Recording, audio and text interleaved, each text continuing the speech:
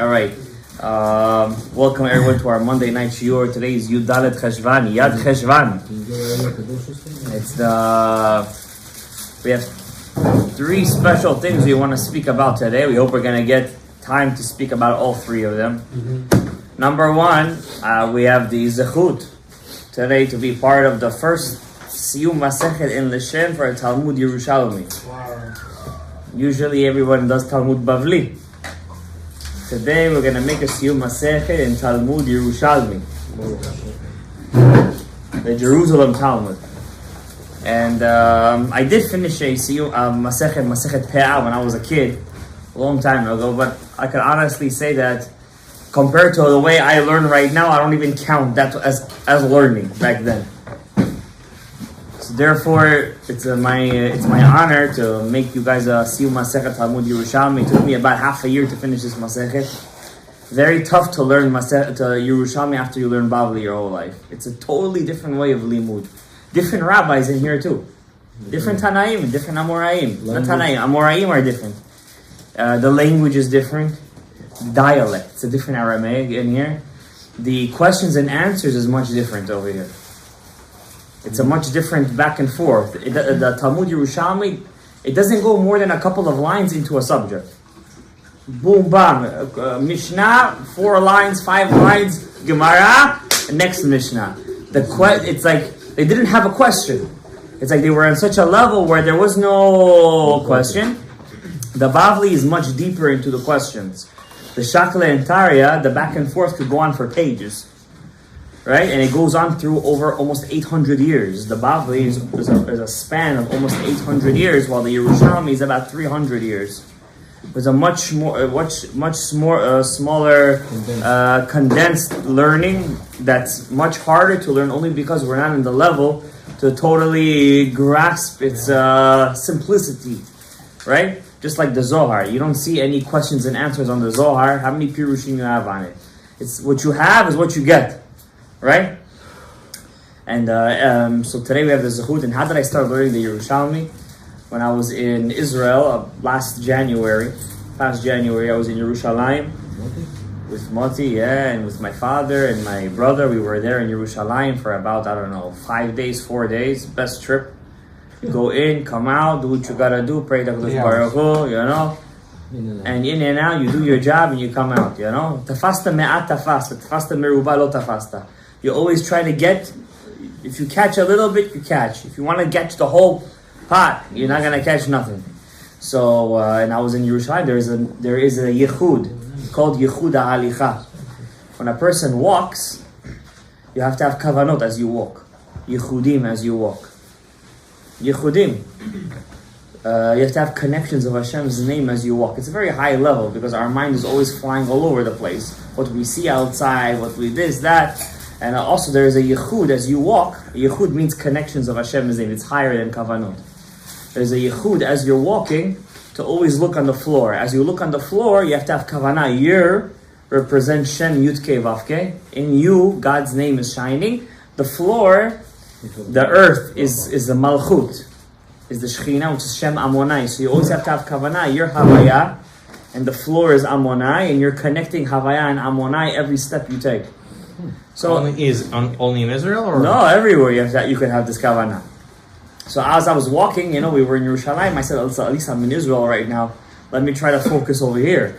And I was very successful. And when I came back to America, I said, I had this crazy urge to get a Talmud Yerushalmi. Crazy urge. And I went and I got 2 Masechtot. And the first Masechet that I got, I wanted to get a different Masechet Shvit. I couldn't find one. So I got Ma'asrot. And it's very interesting that one of the Kavanot for walking is the Kavanah.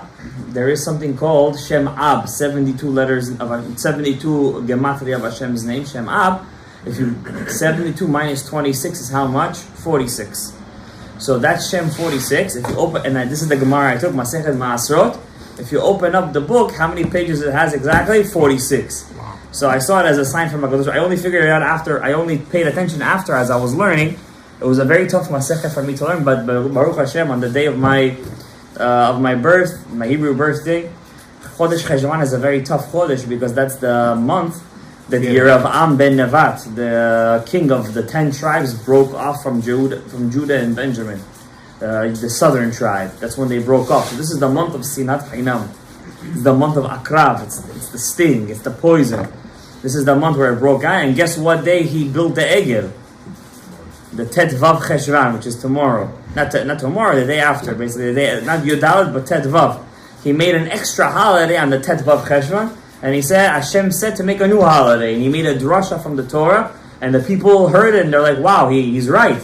And he made a new temple, but with a golden calf in the middle. Like instead of the cherubs, he said, why make Kruvim? You know, in the Kodesh HaKodashim, you had 2 cherubs over there. 2, it's like baby angels. And in the middle was the Ora Ein Sof, and inside the Aron was the Torah Kedosha. So he said, guys, why make cherubs? Let's fix the sin of he tricked them. Let's fix the sin of the golden calf by making 2 baby golden calves. Instead of because why? What's the secret of the cherub, the malachim?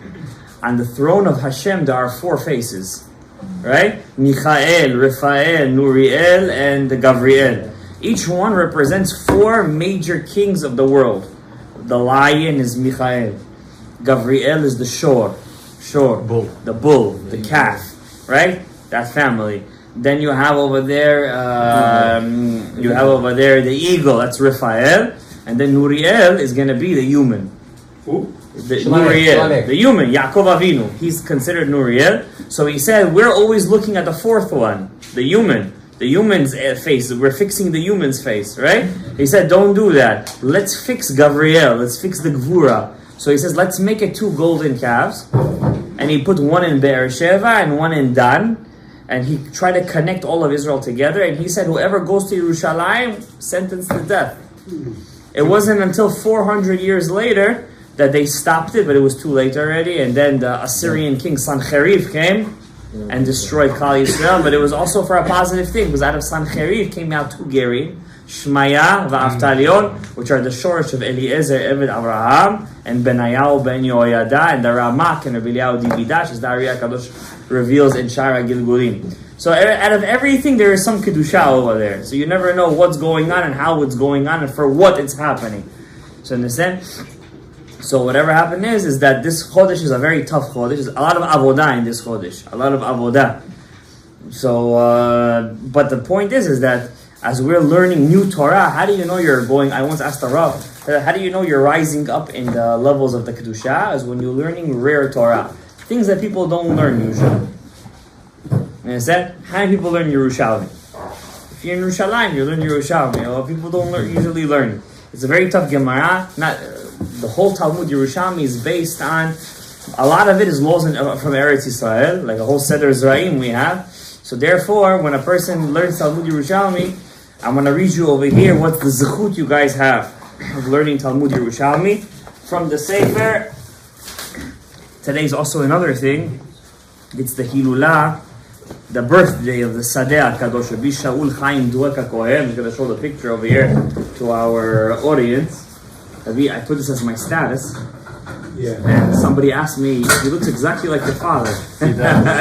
More than one person, like 2 people said that to me. This is the Sadeh HaKadosh, Rabbi Shaul Chaim Duek HaKohen. He was the Chacham. Today's his birthday too.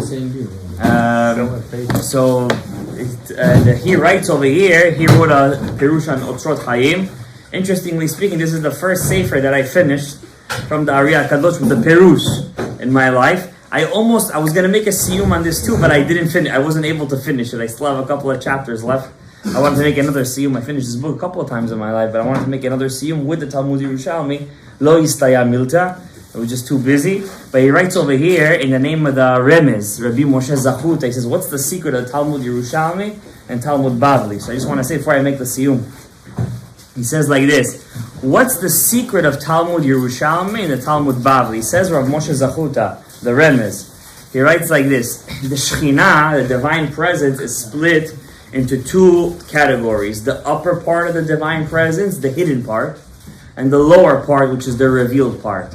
In a mashal, as a parable, we could compare it to Leah and Rachel. We have 2 parts of the Shekhinah, 2 aspects of the divine presence. One is the revealed aspect, the Teva, The Nes part, the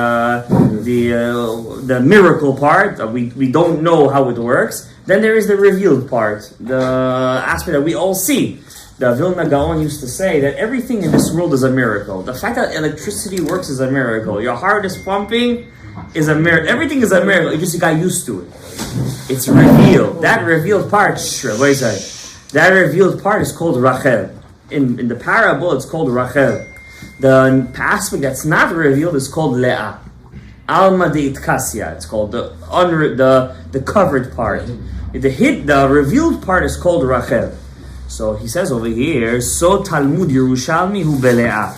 Learning Talmud Yerushalmi is actually in the secret of Le'ah, not Rachel. It's the hidden part, the miracle part. He writes over here, Ki sod Yerushalayim. When you're in Yerushalayim, the secret of Yerushalayim is the secret of Le'ah, not the secret of Rachel. And he says over here, Bavli, Talmud Bavli, Chutz La'aretz. When your person is in Chutz La'aretz, he's connected more to Rachel, to the aspect of Rachel. Rachel is a more deeper galut. It's a harder galut. The yard side of Rachel was this past Shabbat. Rachel mevaka al baneh. Rachel is crying for her children, right? Kisham sod the Shem bet vav chav vav minachaze velemate she gematria bavel. Okay, it's a bit deep. Kine bitchilat galut, in the beginning of our exile, lo haya kol kach nitzotzot shkuot. When we were in the beginning of our exile, the holy sparks were easy to take out. We didn't need too much to break our minds in Torah to take out the holy sparks. V'zachu tzadikim lilmod veletaken nitzotzot gdolot. We see in the early generations, every tzadik over there was a giant. It's like each one over there was getting the Ruach HaKodesh prophecy. Rava kills Rav Zera, brings him back to life. The Gra makes a golem. The Ari is over there telling you what's your Gilgulim. And we're talking, Maharal makes a golem. Like, we're talking about people like lived 300-400, the Khatam Sofer. All these were giants over here. I'm talking till not long ago even. So the Nitzotzot were easy to take out. They were on the top. Hey, you just had to pick in your hand and boom, you took the big nitzotzot out. So he says over there, the hem besod le'ah. The bigger nitzotzot is not in Rachel here, right? It's in le'ah. So therefore, zest so Talmud. When you learn Gemara, which is Talmud, the real wording of the Gemara is not Talmud. It's not Gemara. Gemara is a made-up word. The real name is Talmud. Why? It says Talmud is the numerical value of Lamed Yud Taf, which is the first wife of Adam HaRishon. Lamed Yud Taf, Lily. I don't want to say her full name. When you learn Talmud, you're taking out her nitzotzot from her. You're killing her by learning Gemara. That's why she's doing such a big fight to stop Am Yisrael to go and send the kids to yeshiva, to learn Gemara. Don't go, just learn all your life stories. Learn not skaska, chas v'shalom. Learn stories. Learn, but to learn halakha, go inside the Gemara, even the Shakla Intaria, right away you learn, boom, you want to fall asleep. Why? That's where the Kedusha is. That's where the meat and potatoes is. That's where the Ikar HaAvodah is. That's where you break the Klipa over there. That's where you're breaking Lamed Yud Taf. So he says over here, L'hachniya, to break her. B'kachtenu anitzotzot mimena, when we take this holy sparks from her. Because how is she alive? Says the Ari HaKadosh, says really the Satan has no power to be alive. How do we know? I said this in my shiuri many times. They can't reproduce. The Satan cannot. He doesn't have the power of reproduction. That's why the Nachash was jealous of Adam and Chava. That's the secret. When he saw an Adam and Chava procreating, he got very. I also want that power, he said. Understand? But when we do averot, specifically that avera with that place we all know.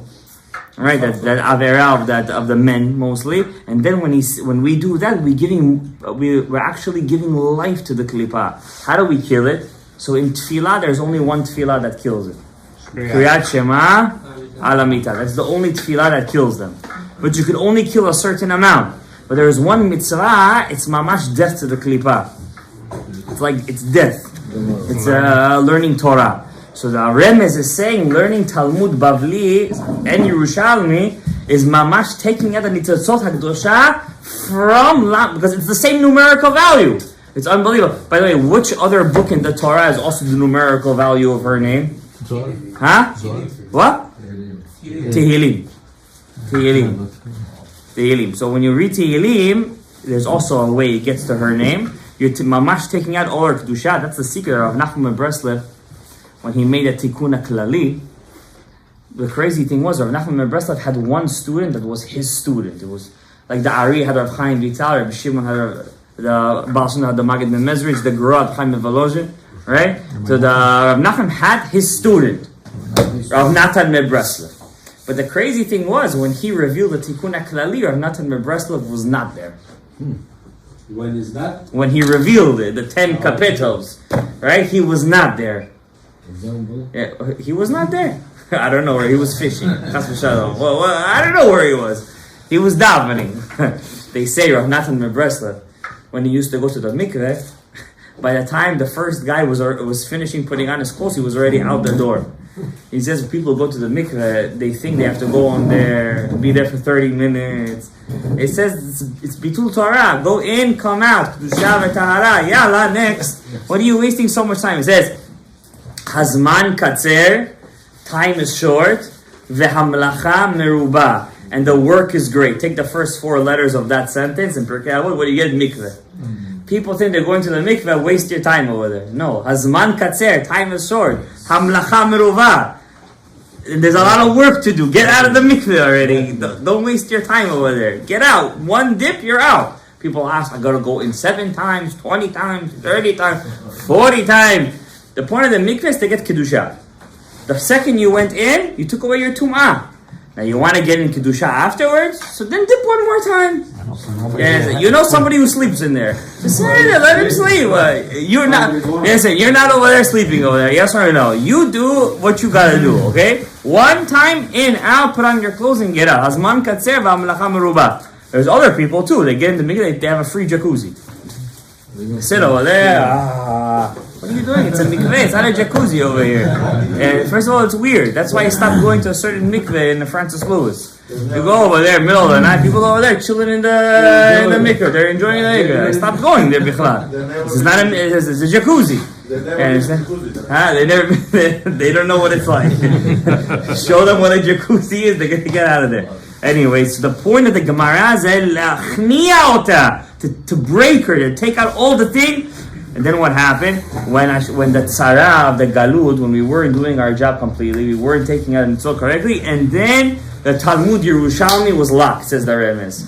Hashem closed the Talmud Yerushalmi because we weren't doing our job correctly, and then we only had Talmud Bavli.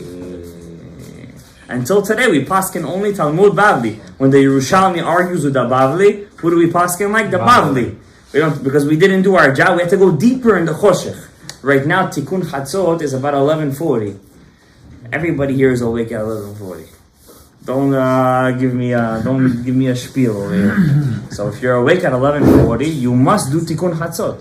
What's the secret of Tikkun Chatzot? Rabbi Isai, what's the secret of Tikkun Chatzot? Huh? Tikkun Le'ah Verachel, right? Talmud Bavli and Talmud Yerushalmi. What's the secret? It's in the Tefillah. Learning Talmud Bavli and Yerushalmi is in the Torah aspect. Doing Tikkun Chatzot is in the Tefillah aspect. But what's the secret of Tikkun Chatzot? What's the secret behind it? Secret is like this. Ever since the Galut, we've been in this Galut for 1,954 years, give or take, right? Depending if you're saying the destruction was 68 BC or 70 BC. Well, let's say it's 1,954 years. Let's say. Since the Galut, what's the whole point of the Galut? Why are we down here? You guys pay attention when I daven as the Chazan over here, when I say El Nekamot Hashem, I take 5 seconds or so to count all the 10 Harugim Melucha. The Galut, the Averot, was so strong. Without Avodah Zarah. That's the secret. That's the crazy. It was without Avodah Zarah.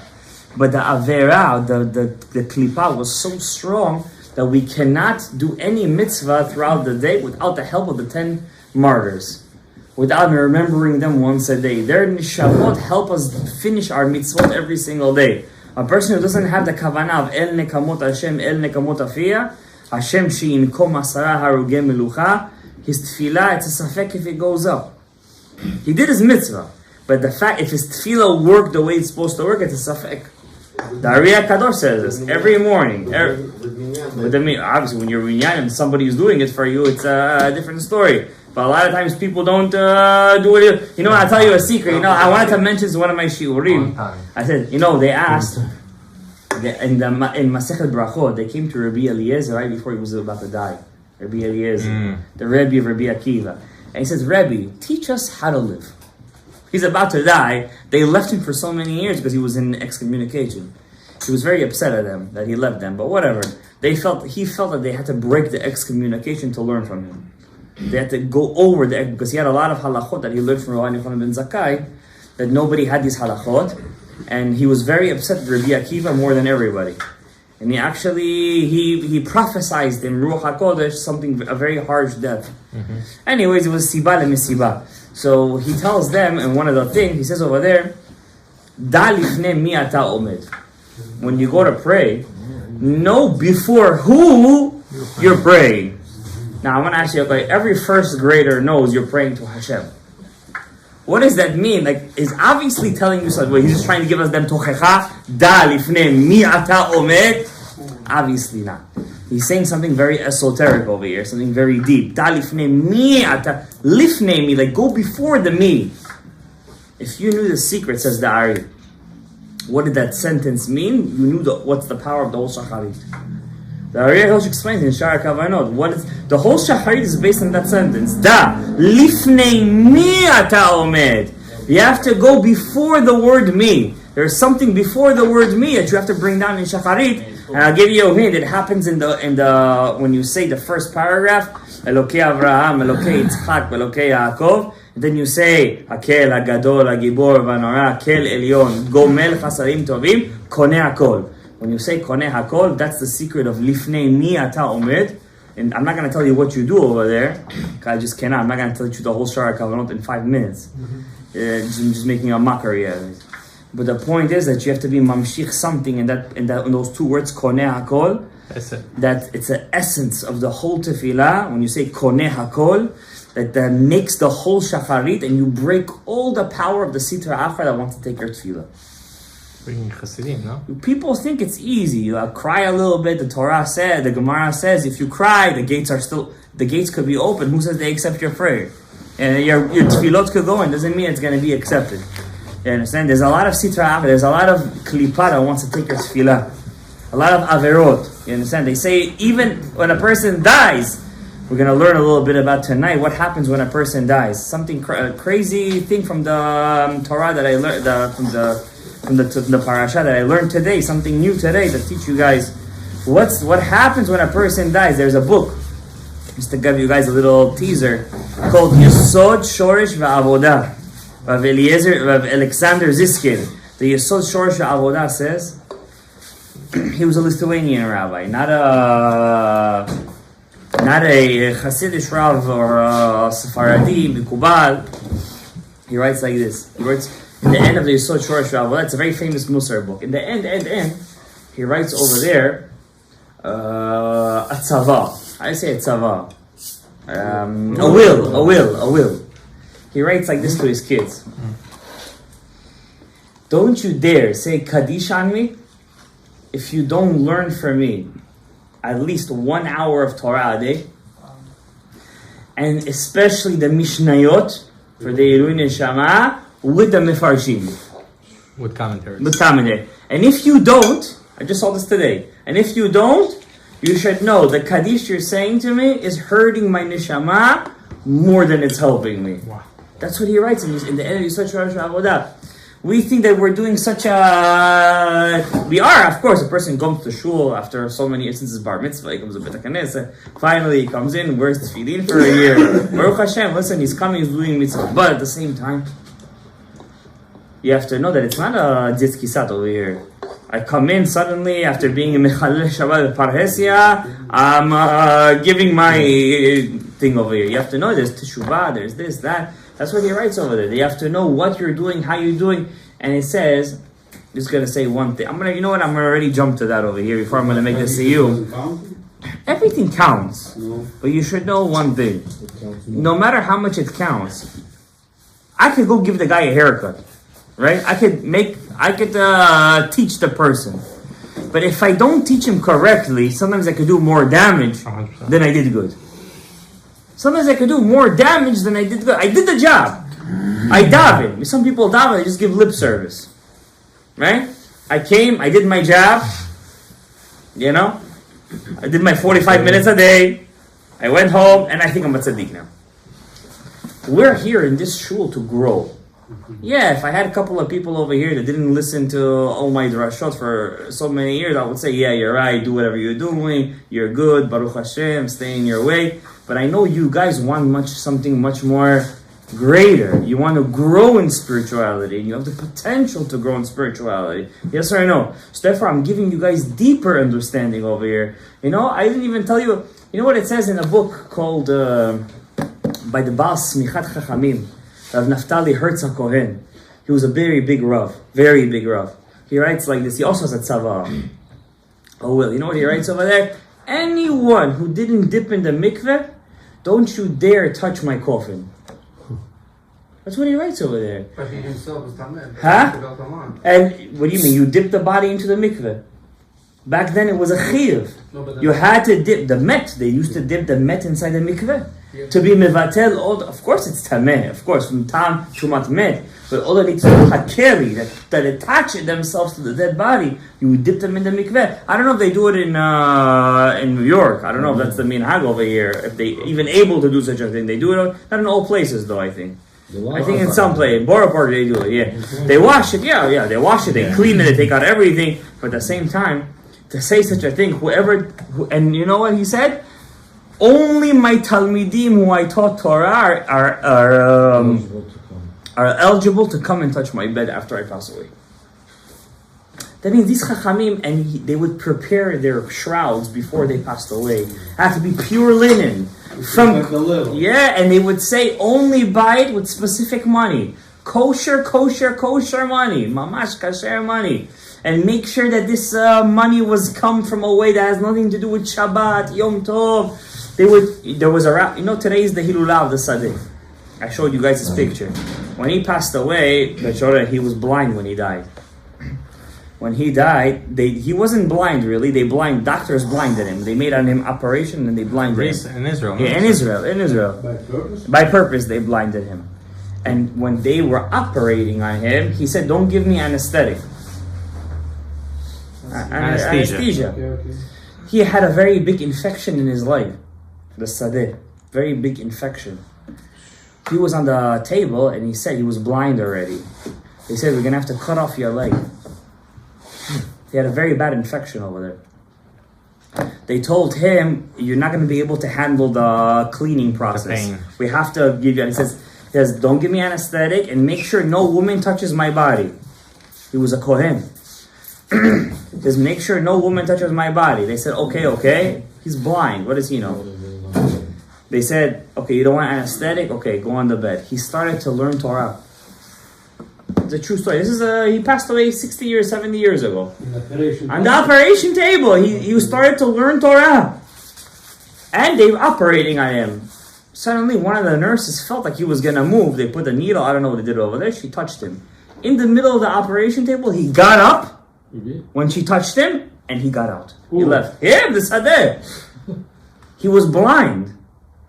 He left the operating table, and where did he go? He had a shiur Torah. In Beit Knesset Silva, in Shushanim LeDavid. He went over there, he started giving a shiur Torah. And the Talmidim, they were surprised to see the Rebbe, he's here. They started to smell something putrid from his leg. The pus was oozing out. I said, "Rebbe, how did you come in the middle?" He says, "I felt the tum'ah of a nida touching my body. And I couldn't handle it. I got up, blind! I got up and I left." I'm not telling you a story from 500 years ago. He passed away 60, 70 years ago. Why did they blind You understand? Why did they blind him? He was supposed to get a operation in Egypt or something like that. He didn't want to go for Bitul Torah. When he came to get the operation, the guy didn't know what he was doing. And They butchered his eyes. And he stayed blind his whole life. This book, he didn't write it. Rabbi Yehuda Aptaya wrote it for him. Rabbi Yehuda Aptaya wrote it. And then, in the middle, Rabbi Yehuda Aptaya said, "I have to leave. I have to go back to Baghdad. I got to prepare my things." He was upset at him. Rabbi Yehuda Aptaya says, when I wanted to leave him, he told me to stay. I left the place and I stepped on a nail. And the nail went straight into my leg. So I went back. I tried to help him finish it, but I couldn't. I had to go back home. Then the Kaf HaChaim of Chaim Sofer, he finished the book for him. And the Sadeh, even though he only finished the book for him, the Sadeh gave him all the credit. Because the credit goes to the person who finishes the job. Not to the person who does the job. The person who finishes the job, that's who gets all the credit. That's the Sadeh HaKadosh. You know, the Perush that he wrote over here on the Otzrot Chaim is one of the most valuable Pirushim we have on the Ari HaKadosh. He was an encyclopedia on the Ari HaKadosh. And he wrote this through Yisurim Marim. He used to correct his students blind. He used to correct his students. Rabbi Daftai used to say, we used to read. And he used to tell us, look in this page, look at that, you skipped a line, you missed a word over here, this nusach is like that. He was mamash like lahafli. He was a Kohen Le'el Elyon, he was a very big makpid. He was a Kohen. Makpid means anal, not anal. That's how I use that word. Stringent. That's stringent. More than that. Particular. He was a very particular person. One time his student called him Chacham Shaul. His name was Shaul. Chacham Shaul. And he was very makpid at him. How dare you call me Chacham Shaul? And the student, he said, even the, you know how today we call everybody rabbi? He says, what? Even the biggest shlomazel, you call him Chacham. You calling me Chacham Shaul? You have to call me Rebbe Shaul. A tzaddik is asking such a thing from his students. You understand? But yeah, he was a makpid. He was a Kohen. He was Kohen Le'el Elyon. He was very makpid on his kavod. You see, a lot of this by big chachamim, they were very particular to teach derech eretz to their talmidim. Be careful what you say. Be careful how you say it. It's not over here, hippie town. You know, there is madrigot over here. And there are levels. You can't jump your level. Anyways, I don't want to jump into the sadeh real quick. I just want to make the siyum. But I want to say, since we're already putting everything together as our way in Lashem over here, we like to make a nice mosaic out of everything. I want to tell you a beautiful story in the parasha. Before we make the siyum, I'm going to read you. I didn't read the last part over here. I was saving it for you guys. I couldn't hold myself. I wanted to finish it already. But I said I'm going to save it to learn everything together with you. All right, finish it. Yeah, you know, sometimes people make siyum masechet. Exactly. Once I was at a siyum masechet. You know, my son is the firstborn, so I have to fast on the minhag is at least to fast on the bechor. So I once went to Ashkenazi Bet Knesset, a place that I used to daven. Unfortunately, something happened to it. It has to get rebuilt. And the rabbi over there was making siyum masechet. He started to speak in Yiddish. I'm like, is there a translator over here? I have to understand what he's saying over here. He was saying everything in Yiddish, and I was in a safek. Was I yotzeh? Was I not yotzeh? I don't even remember what I did at the end over there. I might have fasted the whole thing. But the person has to understand what the siyum is going on, and that way he's partaking in the siyum. He didn't finish the sefer, but it is as if he finished the sefer.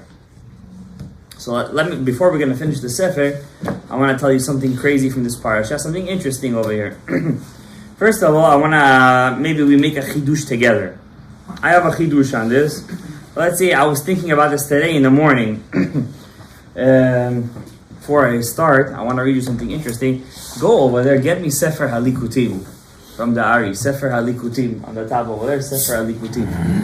Okay? It says over here in the Pasuk, Vayera elav Adonai be'elone mamre v'hu yoshev petach ha'oel kechom hayom. God revealed himself, Vayera. Avraham saw Kabuta bi Hashem in the plains of Mamre, and he's sitting Petach HaOel in the opening of the tent Kechom Hayom. What does that mean? So first of all, we see over here. You see it?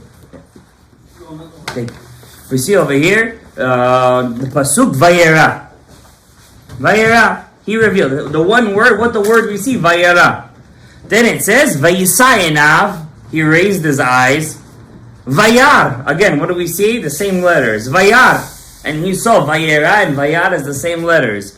Vehinen, behold, Shlosha Anashim Nitzavim Alav Vayar.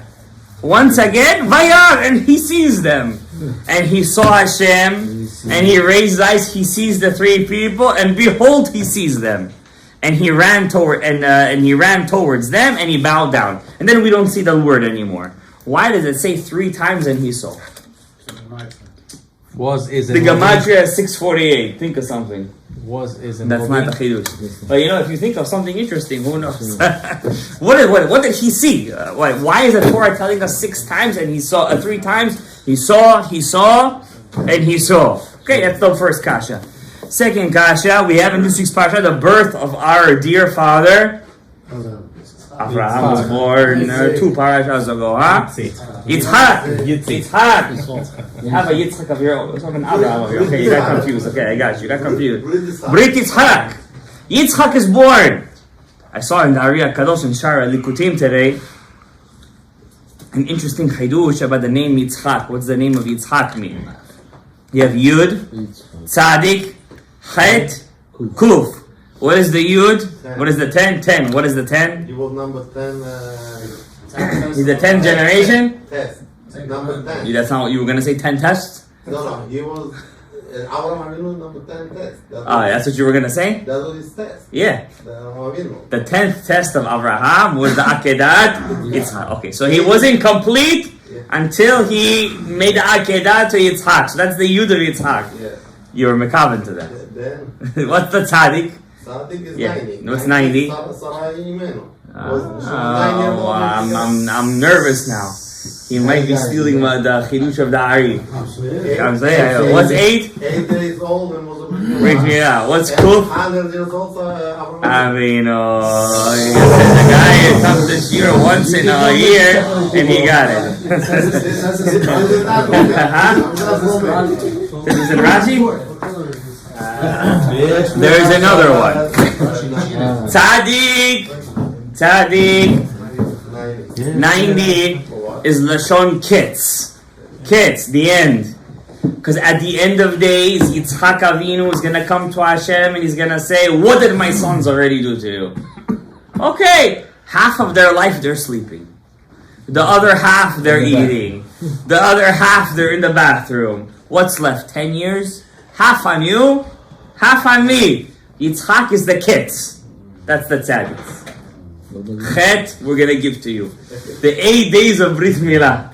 Kuf is 100 years old was Avraham. What's the secret behind 100 years old was Avraham? Va'Avraham zaken ba'bayamim. Says the Ari Kadosh, Avraham couldn't give birth to Yitzchak if he wasn't the zaken. He couldn't give birth to Avraham if he wasn't a zaken. Why? Zaken, the pasuk says in Mishlei, zaken, what's a zaken? What's an old man? Not if a person has white hair. If yes, then I'm also a zaken, or at least I'm getting over there. What's a zaken? Mature guy? No. Zaken even could be a 5-year-old. How? Zeh shekana chokhmah. Whoever has acquired chokhmah.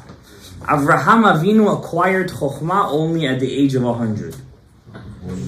And he had chokhmah compared to me and you, yes.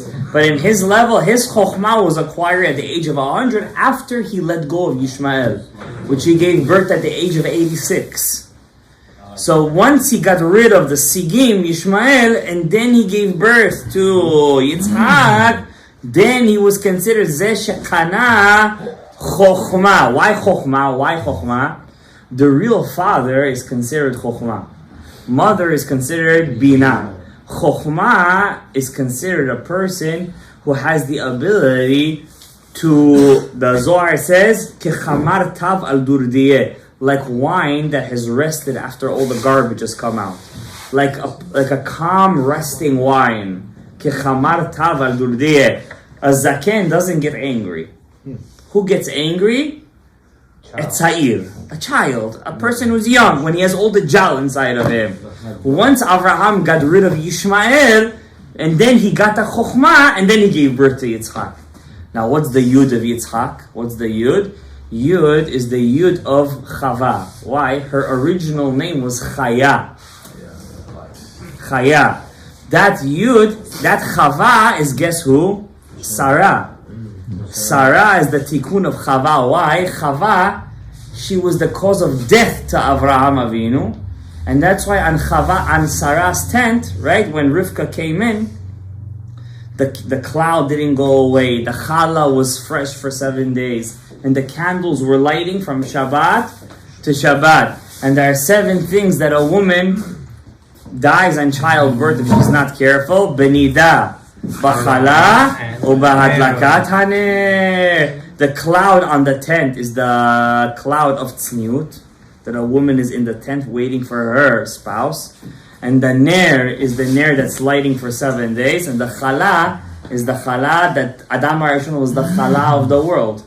So Sarah was the tikkun of chala. Now let's see if you know this now. Who did Sarah, which is Chava, come back in a Gilgul as? Leah? Huh? Tamar? Huh? Sarah, who came? Sarah, which is Chava. Who did she come back as? Chava came back again. I'll give you a hint. She was also 130 when she gave birth to her son. Yocheved. AKA Rav Shalom. No, yeah. Yocheved. Oh. Yeah, Yocheved was 130 when she gave birth to Moshe, and Chava was 130 when she gave birth to Sheth. And Sheth is Moshe. Wow. Moshe, Sheth, Hevel. That's what the Ari HaKadosh says. So therefore it all comes together. And Amram was higher than Adam. He never sinned. He fixed that aspect of Adam. He never sinned in his life. The whole thing that you learned, he took his on Amram. Moshe's, Yocheved's husband. You understand? And he never sinned. He was one of the 5, whatever the number is, he never sinned over there. There's a machloket how many he never sinned. Anyways, what I wanted to say over here, so we have a question. What are the 3 Vayar over here? Now I want to tell you something else. Before we're going to get to that, if we're going to get to that, it's a food for thought for this Shabbat. Another thing over here, we know one thing. When we do certain mitzvot, at that time when we do the mitzvah, we take the nitzotz kedusha out of the klipa. Now we know the Ari says that Yitzchak didn't have a bat zug. He didn't have a wife. Why? His neshama was female, not male. He was misitra de nukva. He was not misitra de zahar. Whoever's misitra de nukva doesn't have a bat zug. How do you know if you're menukva or mezachar? I don't know. But what's a indication? An indication, people who like to give are zachar. People who don't like to take. He just wants to always That's a male give. aspect. That's a male aspect. He's not a taker. He's not a receiver. He's a giver. That's a male thing to do. A person who's always, what can you do for me? iPhone, iMac, I this, I that. This is the generation of Nukva, by the way. Because we're all Akevayim de Adam HaRishon. We're all Nukva. You understand? Everything, I. What could you do for me? Everything is about me, right? It's about me. That's a generation of the Nukva. You have to be the Zachar. You have to be the giver over here. You understand? The giver has a batzuk. The Nekeva doesn't have a batzuk. How could he have? He's a Nekeva. So what Rabbi said. So when Yitzchak had the Akedah, so maybe it's the chidush we have. Maybe a segula to find your batzuk if you're misitra the nukva is to read Akedat Yitzchak all the time. Maybe don't actually be a sacrifice. We want you to live. Understand? Maybe to read, to connect to the Akedat Yitzchak. Maybe that's a sigula to me. Hey, this week's parasha. Very mashlim, by the way. So it's a sigula. Maybe listen. I don't know. By the way, there's big kavanot inside the Akedat Yitzchak of every morning. It's not stam that we started tefillah like that. The Ari HaKadosh would start his tefillah with Akedat Yitzchak in Shar. We learned in Patorah Da'aba, which is this Sunday, right? Did we get to that? Yes. Maybe it's the next one. So Ari would start. He would never skip Akedat Yitzchak. Me too. Whenever I pray, even though I'm late, 3 things I never skip. Akedat Yitzchak in Korbanot. After Korbanot, I don't skip anything. Akedat Yitzchak, Shema Yisrael, and Ketoret. 3 things you can't skip. Akedat Yitzchak, Shema, Ketoret. These 3 things, huh? What? Ezu Mikoman? I say the pasuk over there, as the Ben Ishchai says. This is the Korban, Zevachim, Shelamim, this, that. It's all the Korbanot together. So listen, I can't tell you all my secrets. But just know, when you see me jumping to the Hodu, don't think it's stam like that. Hey, listen, you come once when you have a test. So for you don't know when it's like this and like that. But the point is, I want to tell you guys a small thing over here. When did Yitzchak, and this is my chidush, you could accept it, not accept it. If I made a mistake, Hashem, please scrap it down the thing. If it's a real chidush, please write it down because I didn't. The pasuk says over here that the guests come. Now, when the Badzu comes out into the world, you got to take the neshama out of the klipa. You can't it doesn't come out by itself. Never. There has to be an action that precedes the birth of the neshama. Always. Says the Ari in Hagdama, I think Yudalad or Tezvav, and that was the action. Whoa, what was the action? The What? No, Akedah was after. Oh, yeah? Now, not always when the neshama comes out of the klipa, it gets born right away. Sometimes it stops in Biriyah, Yitzirah, and Asiyah to be an angel over there. Like Eliyahu Hanavi, it says by him, I swear to God, he said, that I stood before him. So the Ari says, when did he stand before him? So actually, Eliyahu Hanavi, for about 1,000 years, he was an angel. Big neshamot, they don't come to the world straight. First, they act as an angel. Hashem loves them so much. So the Ari says they act as an angel in that level before they're born. And therefore, when they're born to this world, it's really hard. They're very big kanaim. Because angels, very hard for them to... their free will is not like our free will. It's in a much higher level. What happened was, the pasuk... So when did Rivka's neshama come out? Rivka's neshama comes from the word... What's the word Rivka? What's that word mean? Rivka. Huh? There are two meanings to the word. One is bakar. Bakar. What's bakar? Cattle. Cattle... It's the cattle, the calf, the gosole. It was a pet, like something that was dear to me, like my bakar. Like David used to call his wife my eglah, my little calf. You understand? That was their pet name back then. Don't try it on your wife, by the way. Then there's a different meaning to the word rifka, boker. What's boker? The morning. What was Avraham Avinu's midah? Shacharit. When do you pray Shacharit? Vayashkem Avraham baboker. We see it twice this week's parasha. If I'm wrong, you could correct me. One is in the Akedah. Vayashkem Avraham baboker. Vayachavosh et chamoro. Vayikach et shnei narav ito. Over there, do you see over there the name Rivka? Baboker, boker, Rivka. And the second place you see her name is in the mitzvah of Gemilut Chasadim. And we see Rivka was very big in the mitzvah of Gemilut Chasadim. Where do we see it? When he comes to prepare the meal for the three angels, which he doesn't know that they're angels. He didn't perceive them as angels. Ve'el, over here you see her name even more in Gilut. Ve'el Habakar. Ratz Avraham. And to the cattle, Habakar is the same letters without any playing of words. Rivka. Ve'el habakar, through the mitzvah of achnasat orchim, he was able to, and that's why she was very good at the mitzvah of gemilut chasadim, to the point where the water came up to her. She didn't have to draw the water; it came up to her. Ve'el habakar, it's another sigula. Person who's looking for a zivug to be very big in the mitzvah of chesed. Am I right, Ariel? 100%. Anything that you have a problem in life, always run to do chesed. Always. Chesed never fails. Make a well. Never. Make a well. Make a well, yeah. Pray by the waters.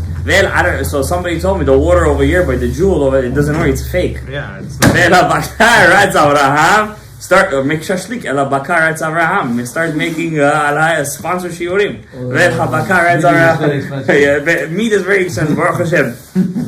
That's one thing. And now the second thing, I wanted to say a story over here. We're gonna end with this, and right when I know it's very late, guys. But Torah is just like this. It's pareh veraveh. It just gives birth to more and more things. I want to say one small thing over here. In Perek Yudchet, Hashem says, I want to tell Avraham what I'm doing with Sodom. So there's a whole question, what's the whole story over here? Is there 50 tzaddikim, 45, 40, 30, what's up with the numbers? 20, 10? What's up with the numbers over there? Every year we say a drasha on this. I have a drasha on that, but I'm going to save it for Shabbat if I wake up before Mincha. I'm not doing so good in that department this year. So I want to say something else. Hashem says, Ki yida'ativ, I know him. Hashem says, I know Avraham. Leman asher yitza. What's the zechut of Avraham? Because I know he's good in chinuch yeladim. I know he's good in raising his kids.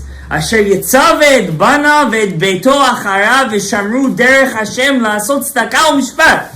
I know Avraham, he's going to raise... Avraham, I know him. he's gonna raise his kids correctly. I know him. A story. A small story. Ma'aneh. Your favorite. Legends of the Talmud. It says in the story, I read this beautiful story today. It says that there was one rabbi, his name was Meir. He wasn't a rabbi, he was a very rich guy in Baghdad. His name was Meir Eliyahu. Meir Eliyahu. The Arabs used to call him Alesk, something like that. It means Hadassim. In Arabic, it means Hadassim. The Arabs believe that Eliyahu Hanavi, they believe in Eliyahu Hanavi, stands in the gate of Gan Eden, and there is a field of Hadassim over there when you come in. And it's funny, in our Gemara Masechet Shabbat says something extremely similar. What came first? I wonder. So, so the Gemara says that Eliyahu Hanavi stands by a gate of Hadassim in Sha'arei Gan Eden. And he comes and he welcomes the Nishamot of Tzadikim. Hadassim, we all know that Ariyah Kadosh is very makbeh to smell Hadassim on Shabbat. And to make hakafot on his table with Hadassim on Shabbat. And in Havdalah, he wouldn't use any besamim, just Hadassim. And he used to say, you could know if your neshama is in the right place when you smell the Hadassim on Motzei Shabbat. You smell the smell right away, or it takes you time till you smell it, that you could tell if your neshama is in the right place or not. Yeah, it's a famous Shara Kavanot in Hilchot in the Shara Shabbat. So it says over there, the famous story. This Meir Eliyahu, he was a very rich guy, and he didn't have kids, no children. But he was so rich, everywhere he used to go, he used to build a shul. You need money to build a shul? Gotcha. You got it. Where is he now? Where is he right now? I think he's in Gan Eden. He built a famous yeshiva in Yerushalmi called Shoshanim LeDavid. He built a yeshiva and a shul in the name of the Ben Ish Chai in Baghdad. He built, now in the end of his life, he saw that there was a very, and also Sefer Torah. He wouldn't just donate a shul synagogue, he would also give it with a Sefer Torah. Not 1, 2, 3. For Chanukah, that falls on Shabbat. And so one time, when he got old already, he said, I also want to donate a hospital. Because the Jewish people in Iraq, they didn't have a hospital. No hospital. They used to go to the Goyim hospital on Shabbat. It's a big problem. And in general, there was no kosher food to eat. What would they eat over there? So he said he had a lot of money and he had no kids. Because I want to build a hospital for the regular people. There was no regular hospital in Baghdad. And he built a hospital, and towards the end of his life, like Mamash towards the end, he said, I want to build a women's hospital. Just for women. Tzniut. Ayeh Sarah ishtecha, hine ba'ohel. Where is Sarah, your wife? She's in the tent. Unfortunately, and I want to mention this today, but I got caught up in the whole drasha, the talk of tzniut has kind of fallen off the radar in the past decade. Unfortunately, tzniut has not become such a big idea anymore. And we have to bring it back. We must talk about tzniut. It's a very big thing. But Ayeh Sarah Ishtecha, the Gemara, the Midrash says that the first Beit HaMikdash and the second Beit HaMikdash was destroyed because Avimelech and Paro looked at Sarah.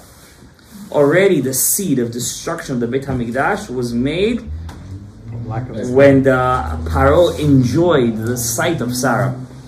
Just enjoyed. And they said he even made a statue on her. Made a statue and he would bring her into the bed. He was a freak. He belonged to the 21st century. Maybe he's Andrew Cuomo, who knows. So whatever happened is that this guy, Meir Eliyahu, he wanted to build a women's hospital, and he was almost successful. He built it, but he died before the cutting of the ribbon. I'm telling you something scary right now, but don't take it personally or anything. Okay. He said, when they cut the ribbon, the cutting of the ribbon ceremony, the hospital didn't last long because then there was the Farhud not long after, and all the Jews ran out of Iraq. But it stayed there for a couple of years. In the cutting of the ribbon ceremony, there was the son of the Ben Ish Chai passed away already. The Rav Shimon Agassi passed away. Who was the biggest rabbi in Iraq? Rabbi Yehuda Ftai. And he got up to talk. Not the senator, not the House of Representatives, not the richest guy. Rabbi Yehuda got up to talk. And he said something scary. It was this week's parasha. And he said to everybody, Meir Eliyahu, who even the Arabs respect, what didn't he do in his life? Build synagogues? Yes. Sefer Torah? Yes. Hospital? Yes. Women's hospital? Even after his... What chesed he didn't do? And then Rabbi Yehuda said, all that is not worth a Jewish man that has a child and raises him b'derech HaTorah. But He's trying to make a point. I know you feel bad for him, but he's trying to make a point to you. You look at this guy and you say, wow. But you could do much better if you leave behind you an itzot shel kedusha. If you leave, what does it say by Avraham? He didn't do chesed, Avraham Avinu? Did he do chesed in his life? More than anybody. The man had a house that was open for everybody. Could you imagine what Sarah was going through? I would imagine Sarah didn't like it. Our great grand, she didn't like it. I'll tell you why. You see, she wasn't in the right. Hashem had to lie for their shalom bayit. You don't lie for shalom bayit to people. I mean, maybe I shouldn't say this, but just for the sake of the drasha, for argument's sake, you don't lie for shalom bayit for people who have it great. That means when there is an issue, you have to lie. He served himself. Avraham, what does the word Avraham mean? Everma. Give. What does the word Sarah mean? To rule. Sarah means the word, any woman with the name Sarah, she has this aspect of wanting to rule. Yeah, the name Sarah, it's a good name. It's not good to name a kid. Sarah? No, they say Leah and Rachel is a bit of an issue. I don't think it is. But they say Sarah is a good name, but the word Rabbi Shimon Bar Yochai's mother's name is Sarah. They said that name means that she wants to, she's going to step on your leg under the chuppah, basically. She wants to take it all, yeah. But, I have a funny story with that. Anyways, it's not the right place. So, Hamirin Yamin. So they say that Sarah, Hashem had to lie for their shalom bayit. Could you imagine that guy, with all the respect, Avraham Avinu, Isha Chesed, no day, no night. Everyone is in his house all the time eating food. How much does she have to cook? You understand? How much you have to cook? How much you have to do? Like a test in all of it too. It must have been crazy over there. And it wasn't a test for Avraham. Hashem didn't test him with chesed. 10 tests, none of it is chesed. All of it is gvura. That's his power, I know that. Huh? He was the one who was preparing the How? He said to Sarah, Mari, solid lushi, asiu god. Start baking cakes. That's your favorite word. It's a word of the year? Lushi? Solid lushi, asiu god. Yeah, Avraham made the shchita. But Sarah couldn't do the shchita. Maybe she knew how to do the shchita. I don't know. Maybe Avraham was the Rav, had to check the knife, so Sarah had to show him the knife. He didn't want it to come out of the tent. Hey, you know how much pshat you can make out of this? Come on, let's leave that. The point is, Rav Isai, is that it was a big test. But for Avraham, it wasn't a test. But still, for the both of them to live together, it was an issue. He had to kick out his son. This week's parasha, he kicked out his son because of her. Kol asher tomar elecha Sarah, shma bekola ki b'yitzchak yikare elecha zara. So even more so, when they had a child, how much Avraham put into his chinuch? Yes or no?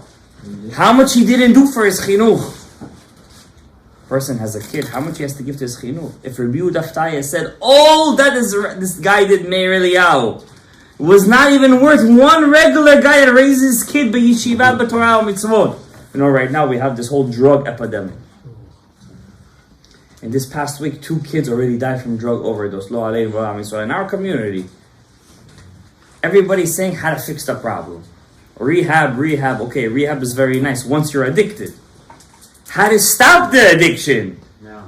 Can you give them a different route? Something that will make them enjoy life. What does they enjoy? What? King Solomon is a smart guy. They say he was the smartest guy. Toamea, the one who tasted it. Chaim zachu, he tasted life. Gabriel, yes or no? Yes.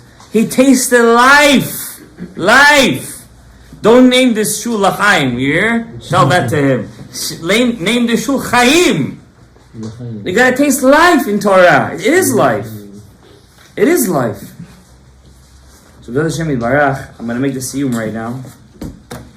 And today is the Sadeh's birthday.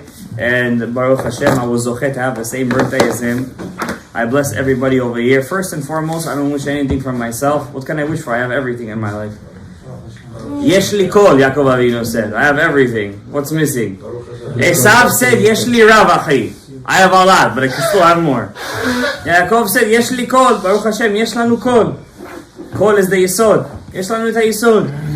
But I wish everybody over here that's not married. That's the number one wish. Amen. Get married, Rabbi Yisrael. Yeshiva is important. It's very important. It's the most important thing. But it's worth even more when you have a family. How are you going to be Mashlim Shem Havaya if you're not Yud K, Vav K? Father is Yud, the mother is Hey, the child, the son. You need Zachar V'Nekeva. Like Beit Hillel is the Vav, and the daughter is a Hey. Yud K, Vav K. It's higher than everything. And of course, I was learning with a student of mine in the school. We were learning a Tosfot. The Tosfot says, should you get married then learn Torah? Or learn Torah then get married? Tosfot says something very interesting. I wouldn't imagine the Tosfot says such a thing. He says, how could a person learn Torah and he has a family to support? Tosfot says it. Rashi, his grandfather, disagrees with him, it looks like. But the Tosfot says that. Interesting. Yesh al ma lismoch. That means you have to support. You wrote on the Ketuvah, you're going to support her. Support. And basically, I want to tell you, send Torah, you also got to work with. Today, it's not just send Torah. Both you guys have to work. I want to tell you something. What is a Zachar? A giver. A giver. You want to be the Nekeva? My Rebbe told me, maybe I shouldn't say this, but you know what? We'll say it. Take off the video. My Rebbe, when I was learning in Williamsburg, Rav Shalom Gadaev, when we were learning, Sephardi rabbi that spoke Yiddish. Crazier than this you get? No. We were learning and he said like this. He said one leg of the Satan was in Europe, one leg of the Satan was in America. Why? Because all the Zcharim turned into Nekevot. A male has to know how to bring something home. It doesn't have to be everything, but something. You have to contribute something. Rabbi Yochanan was a sandlar. Yes. Rabbi Akiva had a business. Yes. All the tzaddikim had that. Yes. Something they had. Yes. What's your hunar? You could teach something. I don't want to get into that. My point is that be a zachar. Don't be a nekeva. Don't be a nekeva. Be a zachar. All the tzaddikim. Rav Huna was a winemaker. Rav Papa was a beer maker. You're drinking a house. Rav Papa was a beer maker. Rashi was a winemaker. The Ari was a diamond cutter. The Ramchal. You know what a diamond cutter is? At that time, the Ari was a diamond cutter. He used to work a couple hours a day, but he was a diamond cutter. I'm assuming so. I don't know how much diamonds they needed in Sfat, but he was a diamond cutter. Imagine buying the Ramchal was a diamond cutter. Rav Chaim Vital was an alchemist. Chemist. He was a chemist. Yeah. He used to work in chemistry. No. They used to try to change. Listen, he has a book called Sefer HaPeulot over there. All of his scientific experiments. In Sefer HaPeulot, all of his scientific experiments. He writes over there how to make fire burn in water. How to all these kind of weird things over there. It was never my cup of tea. I don't like this kind of stuff. But I'm a very every person has his route. But he has a book, Sefer HaPeulot, like that. So, you want a book? You can borrow it if you like. Any barbers? Any barbers? Haman was a barber. Listen, out of him, they say Rav Shmuel Bar Shilat came out. Listen, I'm sure there was a barber in the Midbar. I just don't know who he was. I'm sure there was one. Who knows? You understand? But definitely a teacher. There were many teachers. Yes or no? All the tzaddikim, chachamim. Let's finish the Gemara over here. This Gemara, it's the last 4 lines. We're going to learn it together. This Gemara talks about how to give maaser. Many people think today maaser is with money. The real maaser, this whole book is Masechet Maasrot. Not even one word over here talks about giving maaser with money. One word. Maaser is with produce in the field. That's the Deoraita maaser. At least according to the Sfaradi. The Gemara says, now when you give maaser, the question is, when does the produce become chayav midoraita? Let's say you just grow it in the field, Avraham. You look like you're a future farmer in time of Mashiach. Let's say you grow produce in the field, and on the field you want to eat from it. Are you chayav b'maaser? Yes or no? Yes. Why? I'm eating it on the field. I don't think you are. As long as you make profit of it, right? Really, midoraita, the only produce that's chayav is only when you pile it up, when it's in its finishing stage, and you bring it into the house, into the courtyard. Midrabanan, they were mechayev certain fruits even on the field in certain cases. Okay? Now today, there's also hilchot maasrot in Israel. If you have a garden in Israel, and you're growing fruits and vegetables, you have to give maaser from it. Now, midoraita, the only things that are chayav maaser is grain, olives, and grapes. Midoraita, that's the only 3 things that go on the threshing floor. Grapes, you need to squeeze them to take out the wine. Olives, you need to squeeze them. You ever taste raw olives? Don't taste it. You're not going to feel good. You got to squeeze them to take out the olive oil. Grain, you need to smash them to get out the flour, right? Right. But midrabanan, everything is chayav in maaser. Everything. Even lettuce. Everything. So today we're going to learn, let's say the woman, she had in her hat or in her box, she was holding in a bag, seeds of, let's call it cabbage. Okay. Cabbage seeds. And these cabbage seeds were seeds of cabbage that were chayav b'truma. Truma, we don't give to a Levi. It's not maaser. It goes to the Kohen. And the air came. It blew the seeds that are not edible. They're not edible seeds, but they were part of an edible vegetable that were chayav b'maaser. And it blew it away, and it fell on the floor, and it started to sprout. Are those plants that came from seeds of Teruma, are they chayav b'teruma? Yeah. That's the last question of the Gemara. Yeah. That's a tough question. Because in one way, the seeds themselves are not chayav b'teruma because they're not edible. Yours, even it's not doesn't even matter. They were kodesh. Right. They were kodesh. The Gemara says like this: Chada ita. There was a certain woman. Havala yarbuzin de teruma go kipata. You know what I love about Masechet Yerushalmi? You're gonna find over here names of rabbis you never heard in your life. I'll give you an example. There's a Rav over here, and when I see them, I write them down. I love their names so much; it gives me such ta'anug. He says like there's one. Where's his name over here? It says over here. I just have to say his name because it's just it's such an interesting one. No. It's all the same page over here. Rabbi Hanania, his name was Rabbi Hanania, Chavron the Rabbanin, the friends of the rabbis. You're never going to find this in the whole Bavli. Rabbi Hanania, the friend of the rabbis. What's the connection over here? There's another, like a cliche, the friend of the rabbis. Navainski, sure. It says over here, there's another one over here. Rabbi Chaim Charon the Kagami, I just have to read it, I have to find him over here. Just mitzad thing.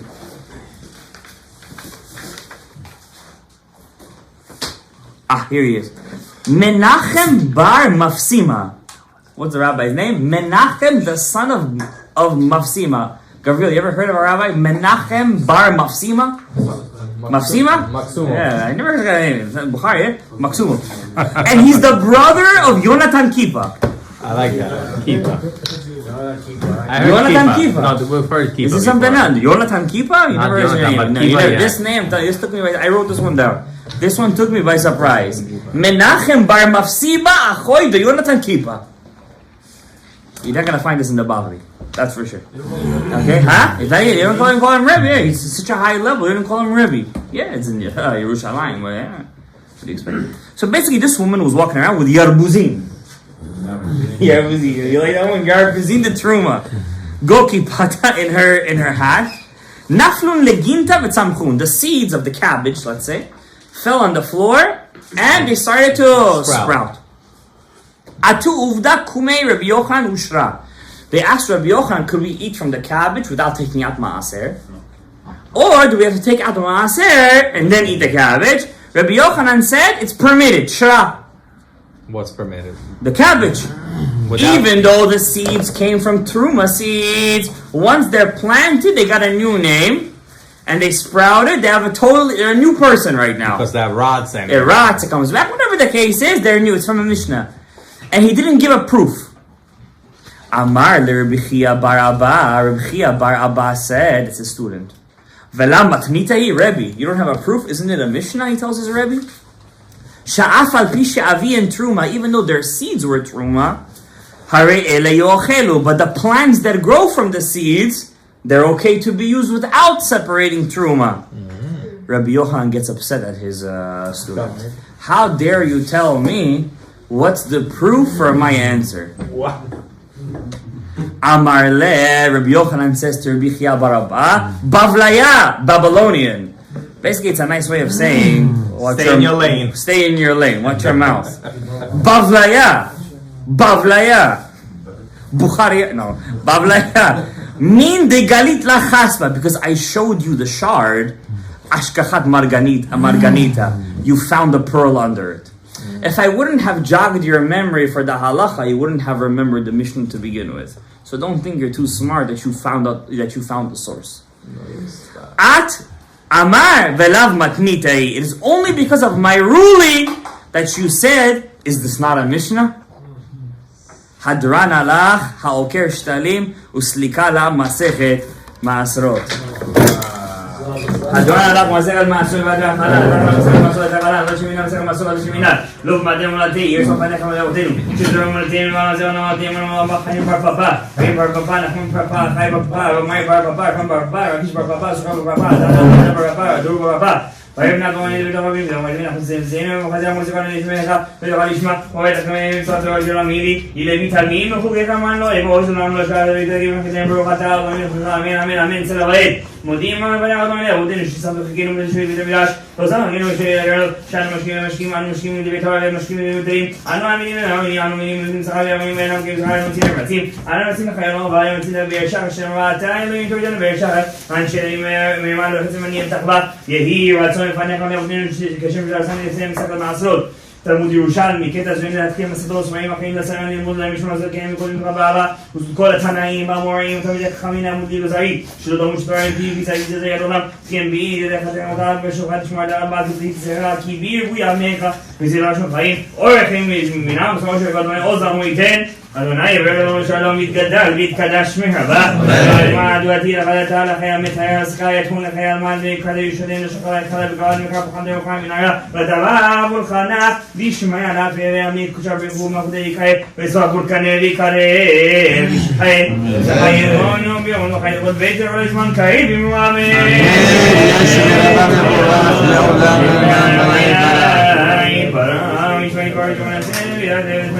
בריחו ואדם אני סוים בו תמיד מקום מסכים בלקדישתה די ואתה יום וחושמי ימינם חיסר החמים וחיינה וחים וזרים וכן פוקנם וכתם ישמע ואבון ישמע והיה לימו אמן ואתה חיים תושע נחמן שזו הקרוב גולס חוויה ואתה כל עמו ישראל בימו אמן עושה שלום בימו אהוב רחמן יתשום כל עמו ישראל בימו אמן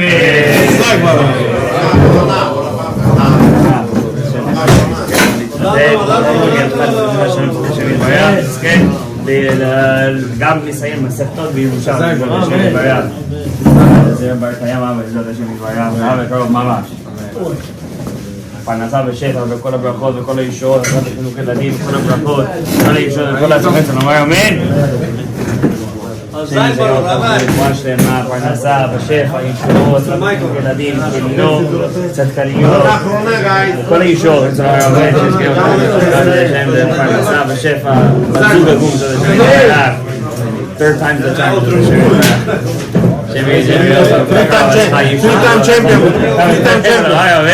גם עוד חידושים, ברכה, הצלחה, ישועות, פרנסה, רפואה, חינוך ילדים, אמן. ברכה, הצלחה, ישועות, בזוג נאהב, כל הישועות, כל הבריאות שלו, אמן. ברכה, הצלחה, ישועות, הצלחה, ילדים, זיווג הגון לילדים שלך, כל הברכות שלו, אמן. שלך בכל ברכות, רפואה שלמה, יגילל בזאת השם יתברך, שלך בכל ישועות וכל הברכות שלו, אמן. אז אחים ברוכים תהיו.